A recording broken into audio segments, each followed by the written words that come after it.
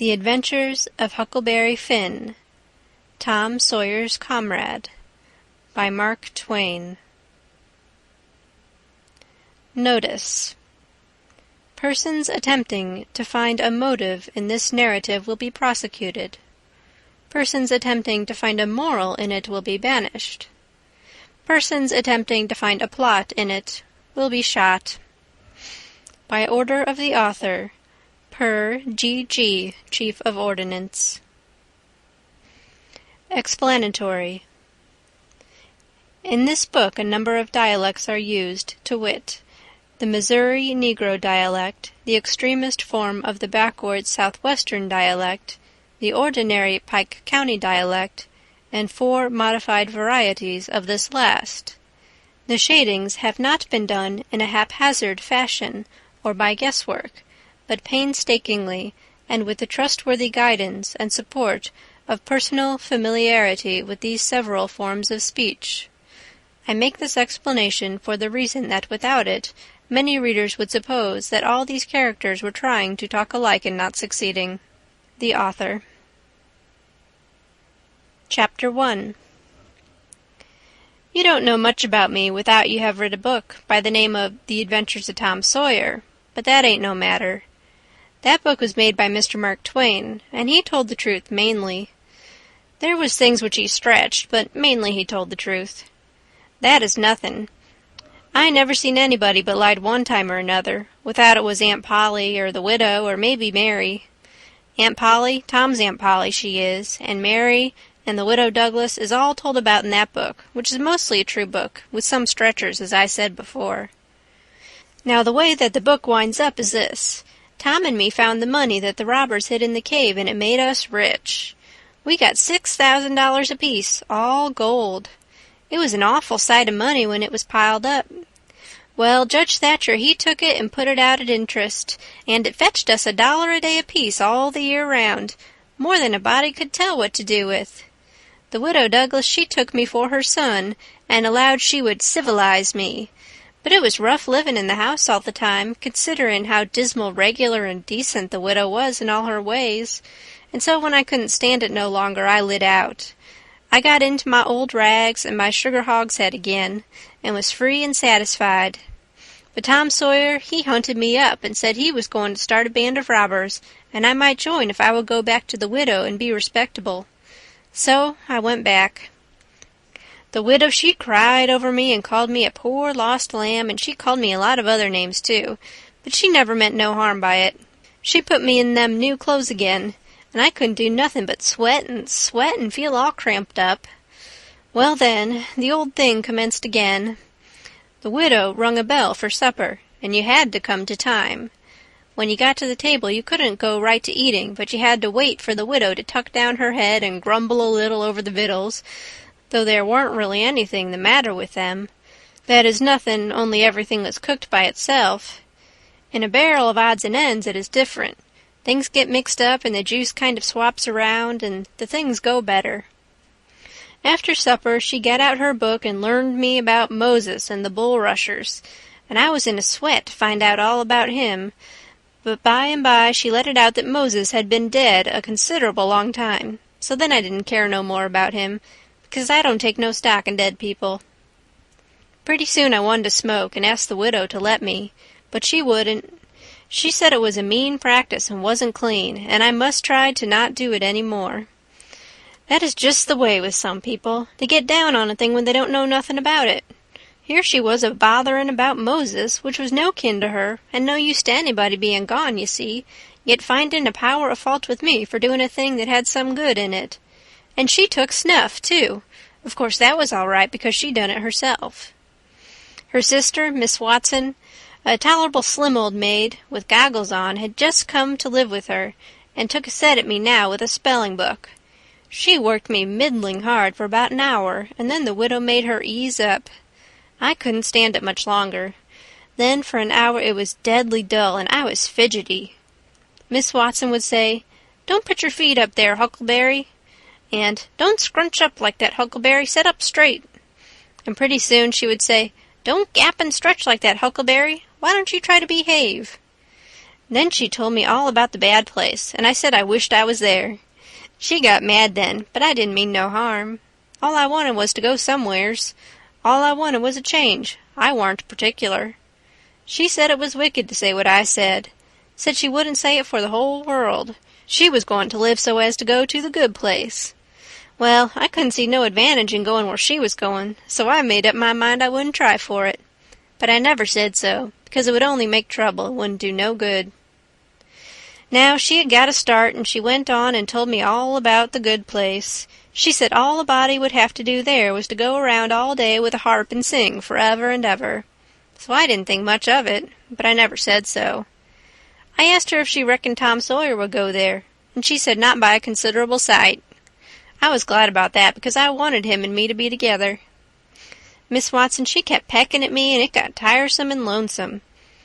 By and by they fetched the niggers in and had prayers, and then everybody was off to bed. I went up to my room with a piece of candle and put it on the table. Then I sat down in a chair by the window and tried to think of something cheerful, but it warn't no use. I felt so lonesome I most wished I was dead. The stars were shining and the leaves rustled in the woods ever so mournful, and I heard an owl away off hoo-hooing about somebody that was dead, and a whippoorwill, and a dog crying about somebody that was going to die, and the wind was trying to whisper something to me, and I couldn't make out what it was, and so it made the cold shivers run over me. Then away out in the woods I heard that kind of a sound that a ghost makes when it wants to tell about something that's on its mind, and can't make itself understood, and so can't rest easy in its grave, and has to go about that way every night grieving. I got so downhearted and scared I did wish I had some company. Pretty soon a spider went crawling up my shoulder, and I flipped it off, and it lit in the candle, and before I could budge it was all shriveled up. I didn't need anybody to tell me that that was an awful bad sign and would fetch me some bad luck, so I was scared and most shook the clothes off of me. I got up and turned around in my tracks 3 times and crossed my breast every time, and then I tied up a little lock of my hair with a thread to keep witches away. But I hadn't no confidence. You do that when you've lost a horseshoe that you found, instead of nailing it up over the door. But I hadn't never heard anybody say it was any way to keep off bad luck when you'd killed a spider. I sat down again, a-shakin' all over, and got out my pipe for a smoke, for the house was all as still as death now, and so the widow wouldn't know. Well, after a long time I heard the clock away off in the town go boom, boom, boom, 12 licks, and all still again, stiller than ever. Pretty soon I heard a twig snap down in the dark amongst the trees. Something was a-stirrin'. I sat still and listened. Directly I could just barely hear a meow, meow down there. That was good. Says I, meow, meow, as soft as I could, and then I put out the light and scrambled out of the window on to the shed. Then I slipped down to the ground and crawled in among the trees, and sure enough, there was Tom Sawyer waiting for me. End of Chapter 1. Chapter 2. We went tiptoeing along a path amongst the trees back towards the end of the widow's garden, stooping down so as the branches wouldn't scrape our heads. When we was passing by the kitchen, I fell over a root and made a noise. We scratched down and laid still.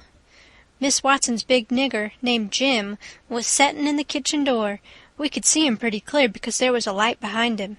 He got up and stretched his neck out about a minute, listening. Then he says, "Who dere?" He listened some more. Then he came tiptoeing down and stood right between us. We could have touched him nearly. Well, likely it was minutes and minutes that there warn't a sound, and we all there so close together. There was a place on my ankle that got to itching, but I dasn't scratch it, and then my ear begun to itch, and next my back, right between my shoulders. Seemed like I'd die if I couldn't scratch. Well, I've noticed that thing plenty times since. If you are with a quality, or at a funeral, or trying to go to sleep when you ain't sleepy, if you are anywheres where it won't do for you to scratch, why, you will itch all over in upwards of 1,000 places. Pretty soon Jim says, "Say, who is you? Whar is you? Dog my cats if I didn't hear something. Well, I know what I's gwine to do. I's gwine to set down here and listen till I hears it again." So he sat down on the ground betwixt me and Tom. He leaned his back up against a tree and stretched his legs out till one of 'em most touched one of mine. My nose begun to itch. It itched till the tears come into my eyes, but I doesn't scratch. Then I begun to itch on the inside. Next I got to itching underneath. I didn't know how I was going to set still. This miserableness went on as much as 6 or 7 minutes, but it seemed a sight longer than that. I was itching in 11 different places now. I reckoned I couldn't stand it more'n a minute longer, but I set my teeth hard and got ready to try. Just then Jim begun to breathe heavy. Next he begun to snore, and then I was pretty soon comfortable again. Tom, he made a sign to me, kind of a little noise with his mouth, and we went creeping away on our hands and knees. When we was 10 foot off, Tom whispered to me and wanted to tie Jim to the tree for fun, but I said no, he might wake and make a disturbance, and then they'd find out I warn't in. Then Tom said he hadn't got candles enough, and he would slip in the kitchen and get some more. I didn't want him to try. I said Jim might wake up and come, but Tom wanted to risk it, so we slid in there and got 3 candles, and Tom laid 5 cents on the table for pay. Then we got out, and I was in a sweat to get away, but nothing would do Tom, but he must crawl to where Jim was on his hands and knees and play something on him. I waited, and it seemed a good while. Everything was so still and lonesome. As soon as Tom was back, we cut along the path around the garden fence, and by fetched up on the steep top of the hill the other side of the house. Tom said he slipped Jim's hat off his head and hung it on a limb right over him, and Jim stirred a little, but he didn't wake. Afterwards Jim said the witches bewitched him and put him in a trance and rode him all over the state, and then set him under the trees again and hung his hat on a limb to show who done it. And next time Jim told it, he said they rode him down to New Orleans, and after that, every time he told it he spread it more and more, till by and by he said they rode him all over the world, and tired him most to death, and his back was all over saddle boils. Jim was monstrous proud about it, and he got so he wouldn't hardly notice the other niggers. Niggers would come miles to hear Jim tell about it, and he was more looked up to than any nigger in that country. Strange niggers would stand with their mouths open and look him all over, same as if he was a wonder. Niggers is always talking about witches in the dark by the kitchen fire, but whenever one was talking and letting on to know all about such things, Jim would happen in and say, what you know about witches?" And that nigger was corked up and had to take a back seat. Jim always kept that 5-center piece around his neck with a string, and said it was a charm the devil give to him with his own hands, and told him he could cure anybody with it, and fetch witches whenever he wanted to, just by saying something to it, but he never told what it was he said to it. Niggers would come from all around there and give Jim anything they had, just for a sight of that 5-center piece, but they wouldn't touch it, because the devil had had his hands on it. Jim was most ruined for a servant because he got stuck up on account of having seen the devil and been rode by witches. Well, when Tom and me got to the edge of the hilltop, we looked away down into the village and could see 3 or 4 lights twinkling, where there was sick folks maybe, and the stars over us was sparkling ever so fine, and down by the village was the river, a whole mile broad and awful still and grand. We went down the hill and found Joe Harper and Ben Rogers, and 2 or 3 more of the boys hid in the old tanyard. So we unhitched a skiff and pulled down the river 2.5 miles to the big scar on the hillside and went ashore. We went to a clump of bushes, and Tom made everybody swear to keep the secret, and then showed them a hole in the hill right in the thickest part of the bushes. Then we lit the candles and crawled in on our hands and knees. We went about 200 yards, and then the cave opened up. Tom poked about amongst the passages and pretty soon ducked under a wall where you wouldn't 'a' noticed that there was a hole. We went along a narrow place and got into a kind of room, all damp and sweaty and cold, and there we stopped. Tom says, "Now we'll start this band of robbers and call it Tom Sawyer's Gang. Everybody that wants to join has got to take an oath and write his name in blood." Everybody was willing, so Tom got out a sheet of paper that he had wrote the oath on and read it. It swore every boy to stick to the band and never tell any of the secrets, and if anybody done anything to any boy in the band, whichever boy was ordered to kill that person and his family must do it, and he mustn't eat and he mustn't sleep till he had killed them and hacked a cross in their breasts, which was the sign of the band. And nobody that didn't belong to the band could use that mark, and if he did, he must be sued, and if he done it again, he must be killed. And if anybody that belonged to the band told the secrets, he must have his throat cut, and then have his carcass burnt up and the ashes scattered all around and his name blotted off of the list with blood, and never mentioned again by the gang, but have a curse put on it and be forgot forever. Everybody said it was a real beautiful oath, and asked Tom if he had got it out of his own head. He said some of it, but the rest was out of pirate books and robber books, and every gang that was high-toned had it. Some thought it would be good to kill the families of boys that told the secrets. Tom said it was a good idea, so he took a pencil and wrote it in. Then Ben Rogers says, "Here's Huck Finn, he hain't got no family. What you going to do about him?" "Well, hain't he got a father?" says Tom Sawyer. "Yes, he's got a father, but you can't never find him these days. He used to lay drunk with the hogs in the tanyard, but he ain't been seen in these parts for a year or more." They talked it over, and they was going to rule me out because they said every boy must have a family or somebody to kill, or else it wouldn't be fair and square for the others. Well, nobody could think of anything to do. Everybody was stumped and set still. I was most ready to cry, but all at once I thought of a way, and so I offered them Miss Watson. They could kill her. Everybody said, "Oh, she'll do. That's all right. Huck can come in." Then they all stuck a pin in their fingers to get blood to sign with, and I made my mark on the paper. "Now," says Ben Rogers, "what's the line of business of this gang?" "Nothing only robbery and murder," Tom said. "But who are we going to rob? Houses or cattle or—" "Stuff! Stealing cattle and such things ain't robbery, it's burglary," says Tom Sawyer. "We ain't burglars. That ain't no sort of style. We are highwaymen. We stop stages and carriages on the road with masks on and kill the people and take their watches and money." "Must we always kill the people?" "Oh, certainly. It's best. Some authorities think differently, but mostly it's considered best to kill them, except some that you bring to the cave here and keep them till they're ransomed." "Ransomed? What's that?" "I don't know, but that's what they do. I've seen it in books, and so of course that's what we've got to do." "But how can we do it if we don't know what it is?" "Why, blame it all, we've got to do it. Don't I tell you it's in the books? Do you want to go to doing different from what's in the books and get things all muddled up?" "Oh, that's very fine to say, Tom Sawyer, but how in the nation are these fellows going to be ransomed if we don't know how to do it to them? That's the thing I want to get at. Now what do you reckon it is?" "Well, I don't know. But perhaps if we keep them till they're ransomed, it means that we keep them till they're dead."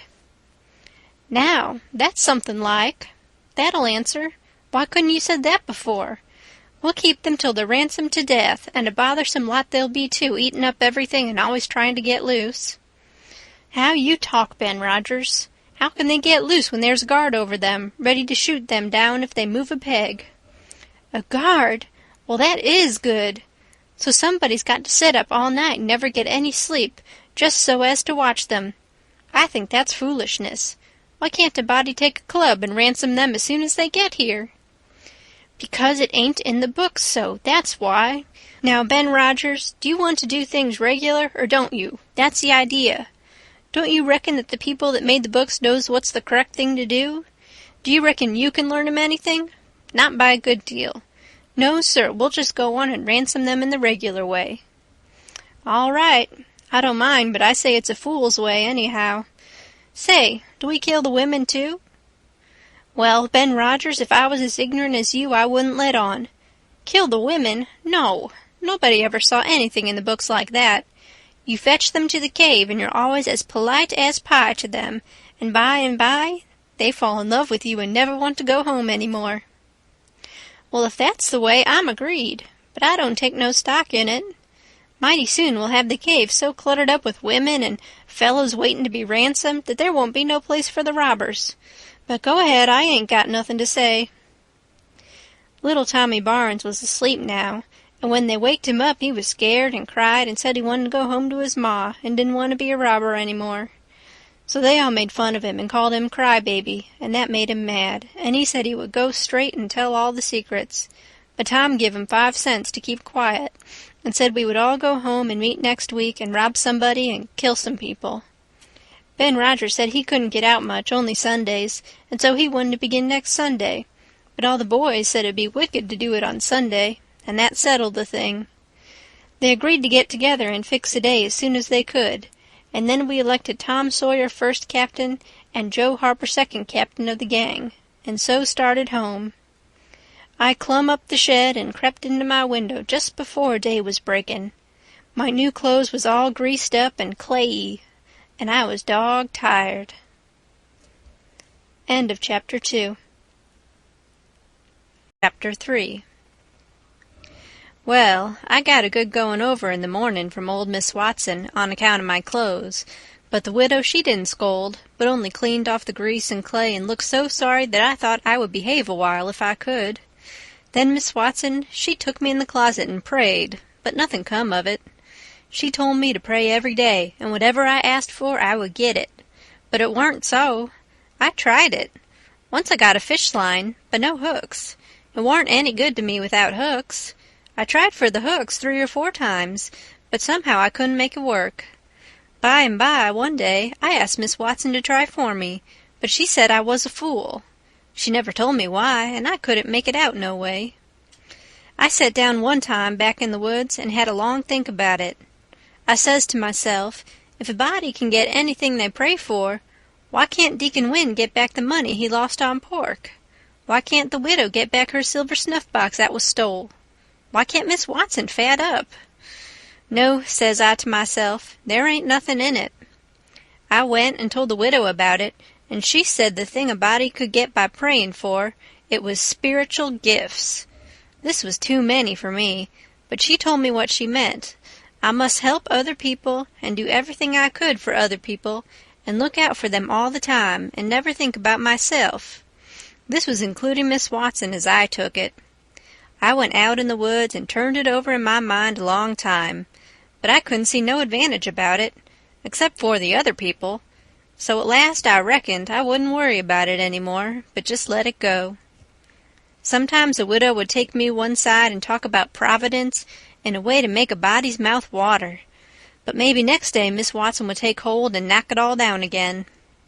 I judged I could see that there was 2 providences, and a poor chap would stand considerable show with a widow's providence, but if Miss Watson's got him, there warn't no help for him any more.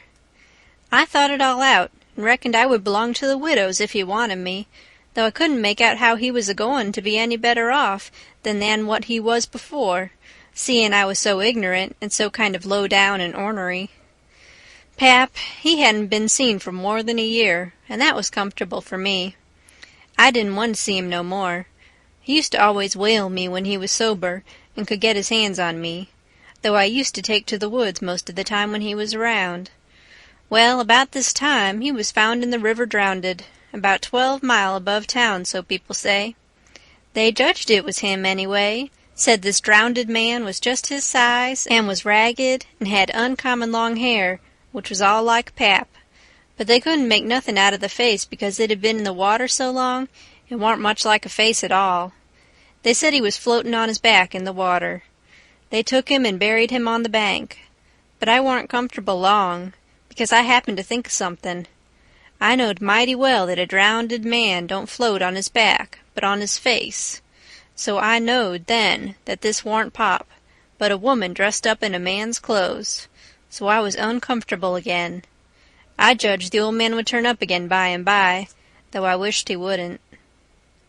We played robber now and then about a month, and then I resigned. All the boys did. We hadn't robbed nobody, hadn't killed any people, but only just pretended. We used to hop out of the woods and go charging down on hog drivers and women in carts, taking garden stuff to market, but we never hived any of them.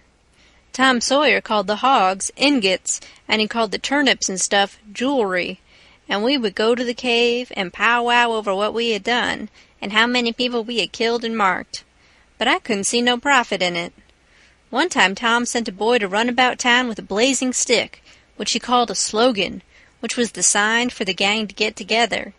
And then he said he had got secret news by his spies that next day A whole parcel of Spanish merchants and rich Arabs was going to camp in Cave Hollow with 200 elephants and 600 camels and over 1,000 sumpter mules, all loaded down with diamonds, and they didn't have only a guard of 400 soldiers, and so we would lay an ambuscade, as he called it, and kill the lot and scoop the things.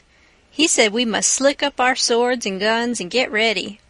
He never could go after even a turnip cart, but he must have the swords and guns all scoured up for it, though they was only lath and broomsticks, and you might scour at them till you rotted, and then they warn't worth a mouthful of ashes more than what they was before.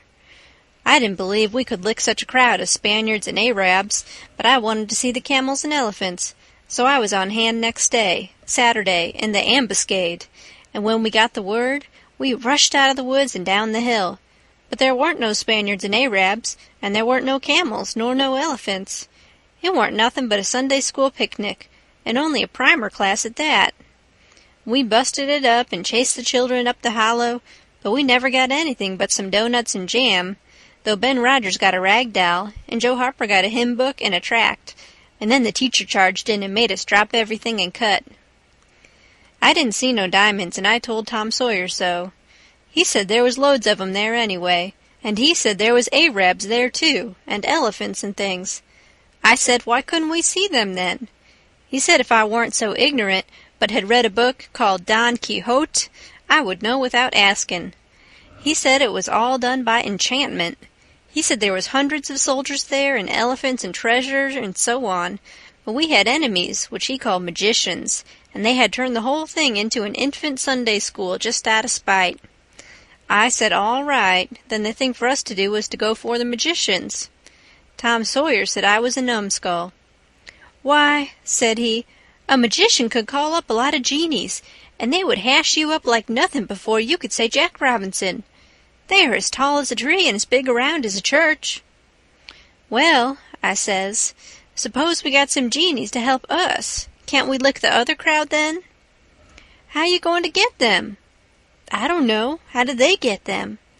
Why, they rub an old tin lamp or an iron ring, and then the genies come tearing in with the thunder and lightning a-ripping around and the smoke a-rolling, and everything they're told to do, they up and do it. They don't think nothing of pulling a shot tower up by the roots and belting a Sunday school superintendent over the head with it, or any other man. Who makes them tear around so? Why, whoever rubs the lamp or the ring. They belong to whoever rubs the lamp or the ring, and they've got to do whatever he says. If he tells them to build a palace 40 miles long out of diamonds and fill it full of chewing gum, or whatever you want, and fetch an emperor's daughter from China for you to marry, they've got to do it. And they've got to do it before sunup next morning, too. And more, they've got to waltz that palace around over the country wherever you want it, you understand.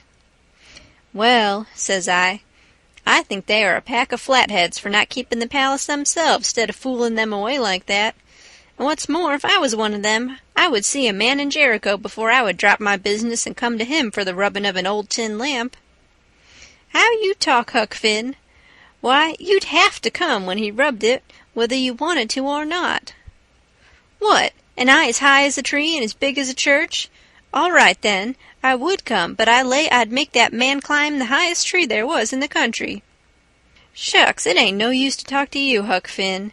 You don't seem to know anything somehow. Perfect saphead. I thought all this over for 2 or 3 days, and then I reckoned I would see if there was anything in it.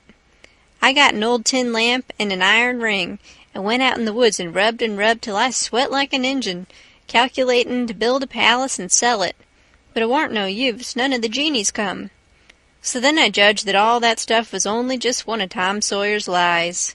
I reckoned he believed in the Arabs and the elephants, but as for me, I think different. It had all the marks of a Sunday school. End of Chapter 3. Chapter 4. Well, 3 or 4 months run along, and it was well into the winter now. I'd been to school most all of the time, and could spell and read and write just a little, and could say the multiplication table up to 6 times 7 is 35. And I don't reckon I could ever get any further than that if I was to live forever. I don't take no stock in mathematics anyway. At first I hated the school, but by and by I got so I could stand it. Whenever I got uncommon tired, I played hooky, and the hidin' I got next day done me good and cheered me up. So the longer I went to school, the easier it got to be. I was gettin' sort o' used to the widow's ways, too, and they weren't so raspy on me. Livin' in a house and sleepin' in a bed pulled on me pretty tight mostly, but before the cold weather I used to slide out and sleep in the woods sometimes, and so that was a rest to me. I liked the old ways best, but I was gettin' so I liked the new ways, too, a little bit. The widow said I was comin' along slow but sure, and doin' very satisfactory. She said she warn't ashamed of me at all. One mornin' I happened to turn over the salt cellar at breakfast. I reached for some of it as quick as I could to throw over my left shoulder and keep off the bad luck, but Miss Watson was in ahead of me and crossed me off. She says, "Take your hands away, Huckleberry. What a mess you were always makin'." The widow put in a good word for me, but that warn't going to keep off the bad luck. I knowed that well enough. I started out after breakfast, feelin' worried and shaky and wonderin' where it was goin' to fall on me and what it was goin' to be. There's ways to keep off some kinds of bad luck, but this wasn't one of them kind, so I never tried to do anything but just poked along low-spirited and on the watch-out. I went down to the front garden and clumb over the stile where you go through the high-board fence. There was an inch of new snow on the ground, and I seen somebody's tracks. They had come up from the quarry and stood around the stile a while, and then went on around the garden fence. It was funny they hadn't come in, after standing around so. I couldn't make it out. It was very curious, somehow. I was going to follow around, but I stooped down to look at the tracks first. I didn't notice anything at first, but next I did. There was a cross in the left boot heel, made with big nails, to keep off the devil. I was up in a second and shinnin' down the hill. I looked over my shoulder every now and then, but I didn't see nobody. I was at Judge Thatcher's as quick as I could get there. He said, "Why, my boy, you are all out of breath. Did you come for your interest?" "No, sir," I says. "Is there some for me?" "Oh, yes. A half-yearly is in last night. Over $150, quite a fortune for you. You had better let me invest it along with your $6,000, because if you take it you'll spend it." "No, sir," I says, "I don't want to spend it. I don't want it at all, nor the $6,000 nother. I want you to take it. I want to give it to you, the $6,000 and all." He looked surprised. He couldn't seem to make it out. He says, "Why, what can you mean, my boy?" I says, "Don't you ask me no questions about it, please. You'll take it, won't you?" He says, "Well, I'm puzzled. Is something the matter?" "Please take it," says I, "and don't ask me nothin'. Then I won't have to tell no lies." He studied a while, and then he says, "Oh, I think I see. You want to sell all your property to me, not to give it. That's the correct idea." Then he wrote something on a paper and read it over and says, "There, you see it says, 'For a consideration.' That means I have bought it of you and paid you for it. Here's $1 for you. Now you sign it." So I signed it and left. Miss Watson's nigger Jim had a hairball as big as your fist, which had been took out of the fourth stomach of an ox, and he used to do magic with it. He said there was a spirit inside of it, and it knowed everything. So I went to him that night and told him Pap was here again, for I found his tracks in the snow. What I wanted to know was what he was going to do, and was he going to stay? Jim got out his hairball and said something over it, and then he held it up and dropped it on the floor. It fell pretty solid and only rolled about an inch. Jim tried it again, and then another time, and it acted just the same. Jim got down on his knees and put his ear against it and listened. But it warn't no use. He said it wouldn't talk. He said sometimes it wouldn't talk without money. I told him I had an old slick counterfeit quarter that warn't no good, because the brass showed through the silver a little, and it wouldn't pass nohow even if the brass didn't show, because it was so slick it felt greasy.